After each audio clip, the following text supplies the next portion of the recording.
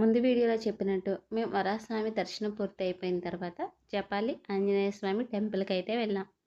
ఇంకా నా ఊహో తెలిసిన కాడి నుంచి మ్యారేజ్ అయ్యే వరకు ప్రతి ఇయర్ అయితే నేను తిరుపతి వెళ్ళేదాన్ని. అప్పుడైతే నాకు ఈ జపాలి ఆంజనేయ స్వామి టెంపుల్ గురించి అయితే తెలియదు. 1 ఇయర్ బ్యాక్ మా హస్బెండ్ వాళ్ళ ఫ్రెండ్స్తో వచ్చినప్పుడు ఈ టెంపుల్కి వెళ్ళారంట.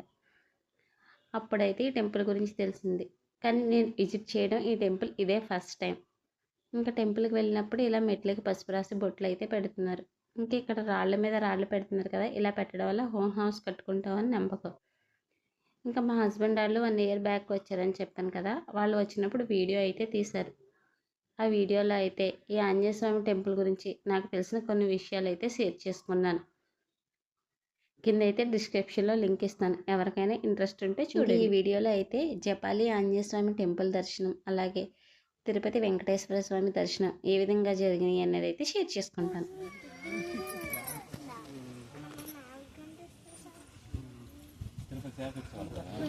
ఇంకా మా భవిక్ని ఇక్కడ ఏం చెప్తుందో మీకు అర్థమయ్యే ఉంటుంది. మా హస్బెండ్ 1 ఇయర్ బ్యాక్ వాళ్ళ ఫ్రెండ్స్తో తిరుపతి వచ్చినప్పుడు ఇక్కడికి వచ్చారని చెప్పాను కదా, అప్పుడైతే రాయి మీద రాయి అలా 3 రాళ్ళు పెట్టడం వల్ల మనం 3 అంతస్తుల హౌస్ కట్టుకున్నామని చెప్తుంటే, మరి 4 పెట్టచ్చు కదా, 4 అంతస్తుల హౌస్ కట్టుకునేవాళ్ళం అని మా భవిజ్ఞ అయితే అంటుంది.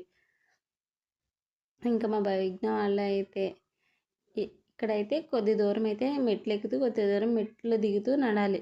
కానీ వాళ్ళైతే అలా వ్యూని ఎంజాయ్ చేస్తూ నడుచుకుని అయితే వచ్చేసారు. ఇంకా తినైతే యూట్యూబర్, నాకైతే నేమ్ తెలీదు, మీలో ఎవరికైనా నేమ్ తెలుసుంటే కామెంట్ చేయండి. ఫేస్ అయితే తీద్దాం అనుకున్నాను కానీ భయం వేసి ఫేస్ అయితే కవర్ చేయలేకపోయాను. ఇంకా ఫైనల్లీ టెంపుల్కి అయితే రీచ్ అయిపోయాం. ఇంకా టెంపుల్లో 3 ప్రదక్షిణలు చేసిన తర్వాత ఆంజనేయ స్వామిని అయితే దర్శనం చేసుకున్నాం.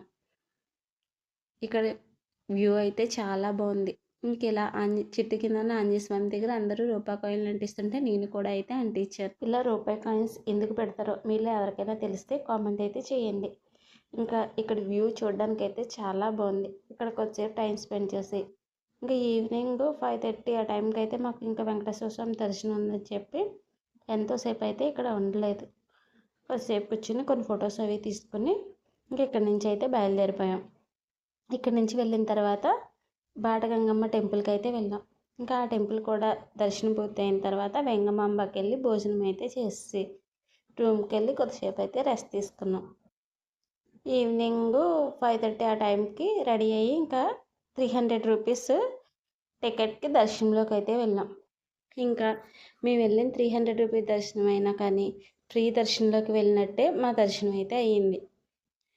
5:30, 6 ఆ టైంకి దర్శనానికి వెళ్తే మేము నైట్ 12 అయితే అయింది దర్శనం పూర్తయ్యేటప్పటికి. పిల్లలతో అయితే చాలా ఇబ్బంది పడిపోయాం. ఇంకా రూముల్లో అయితే ఎక్కువసేపు పట్టలేదు, ఎక్కువసేపు లైన్లో నుంచోవడమే. ఇంకా అలా నుంచుని కాళ్ళు అయితే నొప్పులు వచ్చేసినాయి. ఇంకా పిల్లలు అయితే ఏడుపు ఆకలేస్తుందని నుంచోలేక చాలా ఇబ్బంది పడిపోయాం.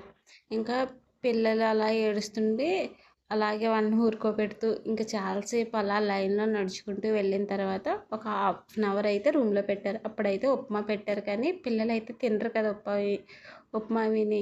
ఇంకా అయితే వాళ్ళు చాలా పాపం నీరసపడిపోయారు దర్శనం అయ్యేటప్పటికి. ఇంత కష్టపడినా కానీ మా దర్శనం అయితే చాలా బాగా జరిగింది. ఇంకా ఈ వే అయితే వెహికల్స్ అవి వచ్చేవే అంట, మా హస్బెండ్ చెప్పారు, నాకు కూడా అయితే తెలియదు. ఇంకా వస్తూ దారిలో అయితే పిల్లలైతే అదే పిడత కింద పప్పు అయితే తీసుకున్నారు. మా కార్తీక్ అయితే 3 సార్లు కొన్నాడు ఈ పిడత కింద పప్పు. ఫస్ట్ టైం కొంటే వాళ్ళ అక్క తీసుకుందని ఏడ్చాడు. రెండోసారి తీసుకుని తింటుంటే ఇంకా ఆ కోతి వచ్చి లాగేసుకుంది. ఇంకా మూడోసారి కొనుక్కుని అప్పుడు తిన్న తర్వాత బయలుదేరాం. నేనైతే మ్యాంగో తీసుకున్నాను. ఈ తిరుపతిలో ఏ సీజన్లో అయినా మ్యాంగో దొరుకుతుంది కదా, మ్యాంగో టేస్ట్ అయితే చాలా బాగుంది. ఇంకైతే చేతిలో ఏమన్నా అవి తీసుకునేదాకా అవి అయితే మనల్ని వెళ్ళనివ్వట్లేదు ఆ మంకీస్. అవి తీసుకున్న తర్వాత మనమైతే చేతిలో అసలు ఏ వస్తువు కనపడకుండా ఫ్రీగా వెళ్ళే వాళ్ళు అయితే వెళ్ళనిస్తున్నాయి. ఇంక ఇక్కడ దర్శనం పూర్తి అయిపోయిన తర్వాత బాటగంగమ్మ తల్లి దర్శనానికి అయితే వెళ్ళాం.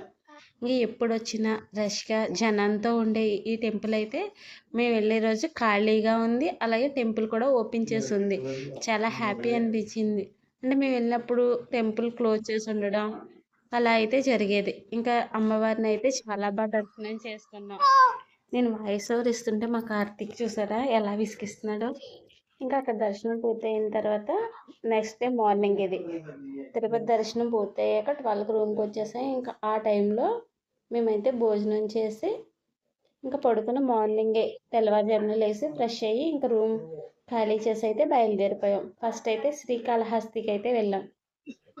నేను శ్రీకాళహస్తికి వెళ్ళడం ఇదే ఫస్ట్ టైం. టెంపుల్ అయితే చాలా బాగుంది, నాకు చాలా బాగా నచ్చింది ఇక్కడ. ఇంకే శ్రీకాళహస్తి దర్శనం ఖాళీగా ఉండడం వల్ల ఆ రోజు దర్శనం కూడా 10 మినిట్స్లో అయిపోయింది. ఇంకా అక్కడ దర్శనం పూర్తి అయిపోయిన తర్వాత విజయవాడ కనకదుర్గమ్మ తల్లి టెంపుల్కి అయితే వెళ్తున్నాం. ఇంకా వెళ్తూ దారిలో అయితే పిల్లలు ఏదో ఒకటి కావాలంటారు కదా, ఇంకా అందరూ కాఫీ తాగుదామని ఇక్కడ ఆగితే పిల్లలు అయితే లేస్ ప్యాకెట్లు అయితే కొనుక్కొని తెచ్చుకుంటున్నారు. చూడండి ఎలా తెచ్చుకుంటున్నారో ఒక్కొక్కరు. ఏం కొనకపోయినా తినొద్దని చెప్తే ప్రత్యేకంగా ఈ లేస్ ప్యాకెట్లు అయితేనే కొంటారు ఇంకా పిల్లలు. ఇంకా ఇక్కడ నుంచి ఒంగోలులో ఉన్న పంతులు గారి మెస్కి అయితే వచ్చాను. ఇదివరకు వీడియోలో అయితే మీతో షేర్ చేసుకున్నాను. పంతులు గారి మెస్లో ఫుడ్ అయితే చాలా బాగుంది. నేను మా హస్బెండ్ వెళ్ళినప్పుడు వీడియో తీస్తే ఆ వీడియో మీతో షేర్ చేసుకున్నాను. నేను ఇక్కడ ఫుడ్ టేస్ట్ చేయడం ఇదే ఫస్ట్ టైం. నాకైతే ఫుడ్ టేస్ట్ చాలా బాగా నచ్చింది. ఇంకా అక్కడ భోజనం చేసేసిన తర్వాత మేమైతే విజయవాడ అయితే వచ్చేసాం. విజయవాడ వచ్చేసి విజయవాడలో కూడా కనకదుర్గమ్మ తల్లి దర్శనం అయితే చేసుకొని ఇంకా రాజమండ్రి అయితే బయలుదేరిపోతున్నాం. ఇంకా పిల్లలు ఆకలిస్తుందంటే మార్గ మధ్యలో ఆగి ఇలా పిల్లలకైతే పాలు మేమైతే టీ తీసుకుని తాగేసిన తర్వాత ఇక్కడ నుంచి అయితే బయలుదేరిపోయాం. ఇంకా నాకు కుదరక ఆ రోజు నైటే 9 ఆ టైంకి నేను ఇంటికి వచ్చేసిన తర్వాత దీపారాధన అయితే చేసేసుకున్నాను. Thank you for watching.